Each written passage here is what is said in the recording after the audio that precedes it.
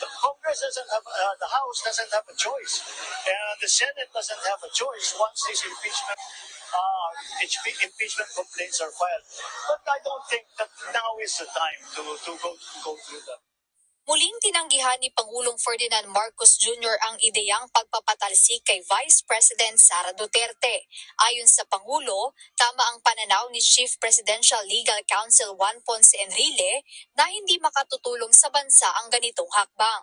Sa social media post ni JPE, kinwestiyon nito kung kaya bang amyendahan ng isang religious organization ang konstitusyon o suspindihin ang mga probisyon nito sa pamamagitan ng dami ng kanilang miyembro o kung nakahanda ba ang gobyerno na isakripisyo ang rule of law para sa isang tao o grupo ng mga tao. Iginiit ni Enrile na legal na proseso ang impeachment batay sa konstitusyon at malaking pinsala ito kung susundin ang lohika sa ginawang rally ng isang religious group. Well, JP is one of our best legal thinkers in the country, and he's right. There is a consequence to.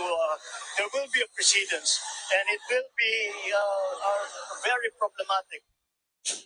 Naniniwala naman ang dating Presidential Legal Counsel ng Duterte Administration na sa kabila ng tila mabagal na pag-usad ng mga reklamo laban kay VP Sara, isusulong pa rin sa Kamara ang mga hakbang upang mapatalsik ang Vice Presidente.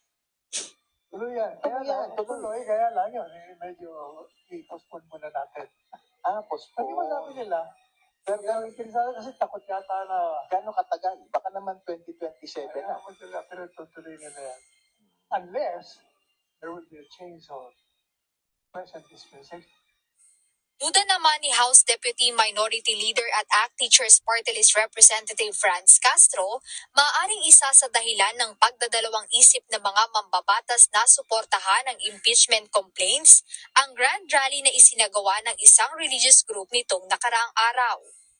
Well, baka may natatakot dahil umaasa sila na itong so-called solid vote or black voting ng Iglesia ni Cristo ay makaapekto doon sa kanilang boto sa darating na eleksyon. Ibig sabihin, gaya ng sinasabi ni Kong Castro, yung iba medyo tumitimbang, baka natatakot. Kasi nga, alam mo, yung 1.8 million, masyadong malaki yun. Hindi mo pwedeng baliwala yun. Kasi alam mo naman mga Pilipino, pag nakita nila ganun karami ang kontra, pwedeng sumama yan. Jed Neresina, UNTV News and Rescue.